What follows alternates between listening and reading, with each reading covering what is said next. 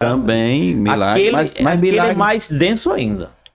Mas eu não sei se é porque ele tá batendo ali no naturalismo. Mas E aí, acho que é mais. eu tinha mais familiaridade. Foi aquele livro que rendeu algumas discussões no clube socrático, né? Sim. Foi ali onde foi desafiado a rever alguns pontos dele com aquela filósofa católica, Anne Scomber, né? Desafiou ele a mudar algumas perspectivas em relação ao naturalismo. Sim. Porque ele foi Mas o argumento continuou. De pé. Ele só, assim, ela acusou ele de ser reducionista, né? Conta essa história aí. Porque assim, ele defendia que o problema, na verdade, do naturalismo é que ele se autocontradizia, né? Aí ela achou assim, que ele fechava a questão numa só tacada. Ele precisava, na verdade, entender que o naturalismo tinha outros problemas, que esse seria um dos problemas, e não o único problema. E ele repensou, de fato, ele escreve o 3º capítulo do livro Milagre, amplia, já mostrando que esse é um principal problema, mas não é o único problema do naturalismo. Foi aí onde diz que ele perdeu o debate, porque teve que rever algumas posições e ficou triste, angustiado, né? Alguns dizem que ele abandonou a apologética clássica por causa disso, mas não foi, porque ele continuou fazendo apologética depois e já havia apologética imaginativa muito antes disso. Ele começou a escrever Crônica de Nárnia antes desse debate, antes desse embate. A trilogia espacial foi escrita antes, não tem nada a ver. E demonstrou humildade também, porque ele reescreveu o capítulo. Aí, assim, criaram um monte de lendas, de mitos, disseram que C.S. Lewis retratou essa filósofa católica nas Crônicas de Nárnia como sendo a feiticeira branca. Começaram a criar ideias, né?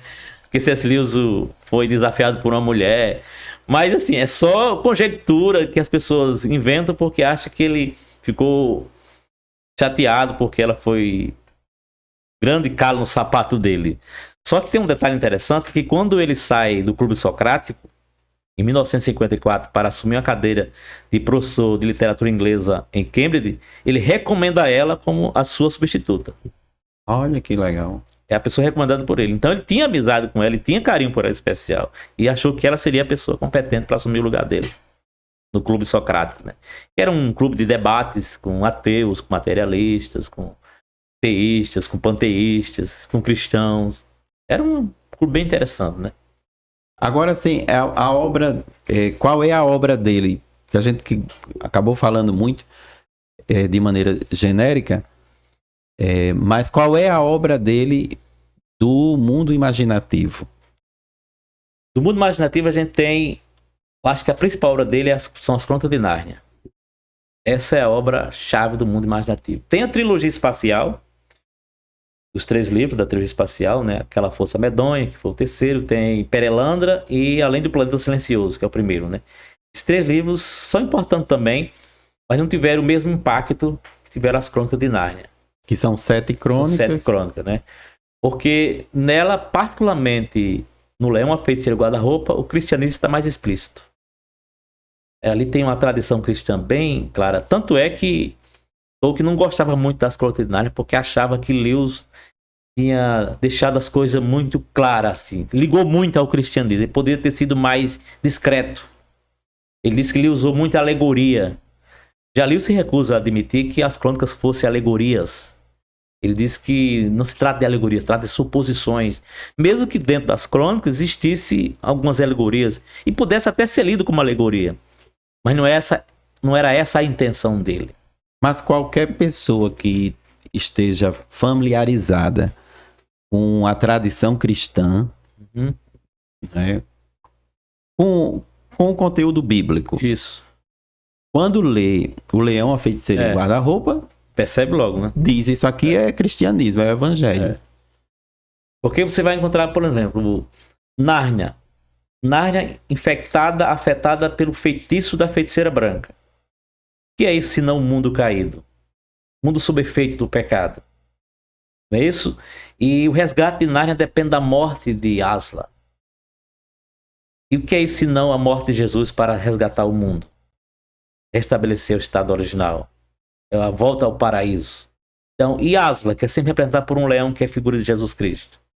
Então, assim, claro que pode ter alguns detalhes que não sejam tão aquela conversa mas todo é alegoria. Aquela conversa de Aslan com a menina acho que é no final da viagem do peregrino da Alvorada, que ele diz, no seu mundo, eu tenho outro Tem outro nome, né? nome. É. Verdade. E uma coisa interessante. Então ele não foi discreto. Não foi discreto. É isso que Tolkien não gostava, né? Tolkien dizia que ele é para ter sido mais discreto e mais indireto em relação a essa relação da ficção, dos contos de fadas com o cristianismo. É tanto que tem um livro eu não sei o autor, que ele fala de Tolkien, Encontrando Deus em O Senhor dos Anéis. Eu não conheço não, esse livro. Tem esse livro.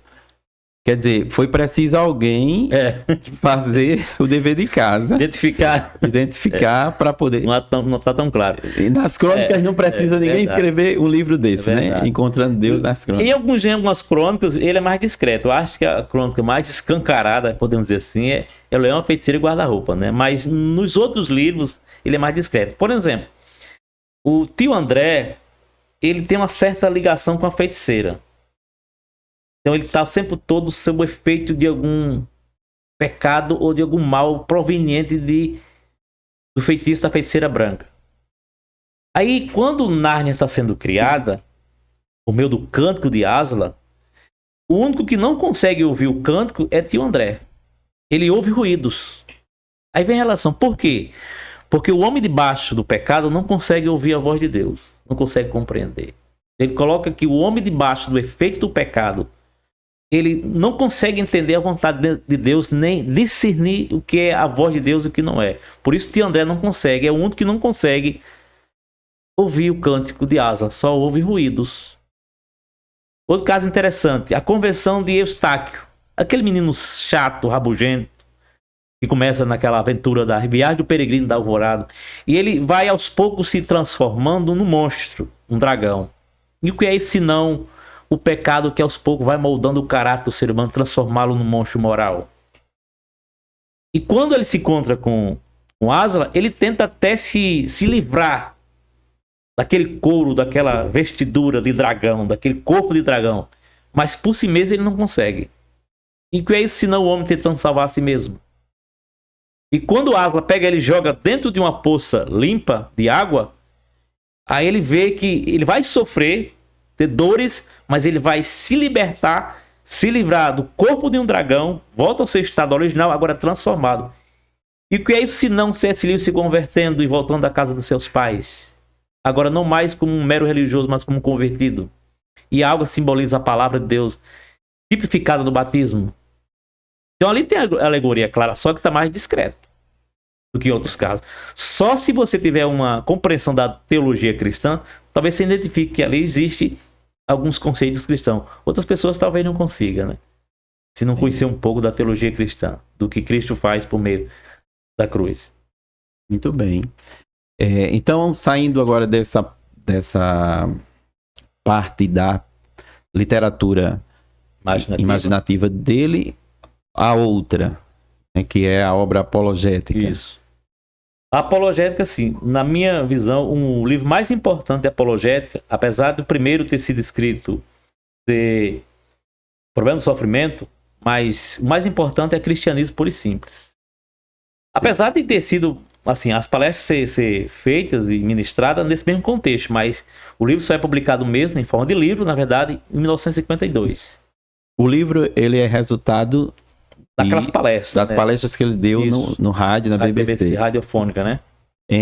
Convidaram ele para participar daqueles programas. Ele fez alguns cortes, pós-guerra, fez né? alguns acréscimos, mas num todo o livro permanece idêntico às palestras. Ele fez algumas adaptações por causa da mudança, sai de um texto oral para um texto escrito, né? E tem algumas necessidades de fazer algumas adaptações, fazer alguns cortes e alguns acréscimos. Mas o livro permanece essencialmente parecido ou semelhante ao discurso da rádio. Já vi algum autor que comenta C.S. Lewis falar que há uma trilogia apologética. Isso. Que é o Cristianismo Puro e Simples, O Problema do Sofrimento e Milagres. Milagres, Esse aqui eu acho que é o mais importante por muitas razões. Primeiro porque ele sintetiza o pensamento de C.S. Lewis. Você vai encontrar muitas ideias de C.S. Lewis ditas nesse livro, em outros livros, de forma mais explicada. Por exemplo, a abolição do homem vai explorar mais a questão do argumento moral. Mas já existe aqui. Só que aqui é mais em termos popular. Aqui é mais técnico, mais acadêmico esse livro, Abolição do Homem. Então, o Cristo Puro e Simples, ele vai abordar várias temáticas. Por isso ele tem uma vantagem. Ele tem um aspecto diferente. Por ele ser mais acessível e porque ele resume a maior parte dos argumentos de C.S. Lewis de forma bem objetiva e direta, que depois vão ser explorados em outros livros, de forma mais sofisticada e técnica. Então, esse livro ele tem uma vantagem sobre os outros nesse caso. Na minha opinião, é o melhor livro de apologética de C.S. Lewis, Cristianismo Puro e Simples. Certo. E aí as outras obras? Milagres, Abolição do Homem também entra nessa questão da apologética, embora tenha um foco mais acadêmico, mas também entra na questão do argumento moral. Outro também muito importante, que faz parte da apologética, é Carta de um Diabo a Seu Aprendiz. Ah, sim. Fantástico esse livro, né? Tem a versão da Thomas Nelson e da Martins Fonte. Eu, contudo, preferindo da Martins Fonte. Até o nome dos demônios mudaram, né? De uma versão para outra, né? Na Martins Fonte é Fitafuso e Vermibile. Até engraçado, né? Fitafuso, Vermibile. Aí a Thomas Nelson coloca Maldanado e Vermilindo. Parece que é assim, Vermilindo. Então mudou o nome assim. E a forma de escrever mudou os tradutores, mas a forma de escrever da Thomas Nelson não é tão sofisticada e tão original quanto da Martins Fonte. E permanece assim o estilo lewisiano. Você vê assim algo mais engraçado, mais jocoso, expressão que ele usa mais interessante de apreciar do que da Thomas Nelson. Então a gente pode dizer que aqui já é uma dica para o pessoal que vai ler C.S. Lewis, né? As traduções, as obras que são da Martins Fontes, elas são mais próximas vamos dizer, do estilo de C.S. Lewis. Já as outras da Thomas Nelson, elas estão tentando fazer muito aquilo que fazem com a Bíblia. E né? assim, atualizar. Isso mesmo. Agora, assim, como a Thomas Nelson tem vários tradutores, depende muito, eu acho que o problema nem tanto não é da tradutora, da editora, melhor dizendo, mas é um dos tradutores. Alguns, na verdade, eu não gostei muito da Gabriela na tradução desses livros, porque ela foge um pouco do original, do estilo original de Lewis. Não sei por influência teológica, por alguma percepção que ela tem nova, que acabou mudando o estilo e, por exemplo, em algumas expressões que Lewis usa tolo, ela usa a palavra vagabundo. Eu acho muito diferente uma coisa para outra. Tolo e vagabundo são coisas diferentes. Mas você é muito tolo. Lewis não falava de tolo no sentido de vagabundo como a gente entende hoje. O que é um vagabundo em nossa cultura? Então não tem nada a ver com tolo. Então ela costuma traduzir tolo ou transformar tolo num vagabundo. Aí isso perde um pouco da originalidade do termo original que Lewis quer empregar. Por isso a Martins Fonte fez um trabalho melhor, na minha opinião. Agora, outros autores, outros tradutores, como esse que traduziu, por exemplo, Deus do Banco dos Réus. Gostei muito dessa tradução. Como não tem, na verdade, na Martins Fonte, a gente não sabe qual é a melhor, né? Esse aqui, Anatomia de uma Dor. Boa tradução, mas da Vida é melhor ainda. Tradução da Vida. Editora Vida também tem esse livro aqui. Só que a tradução da Vida é melhor do que esse aqui.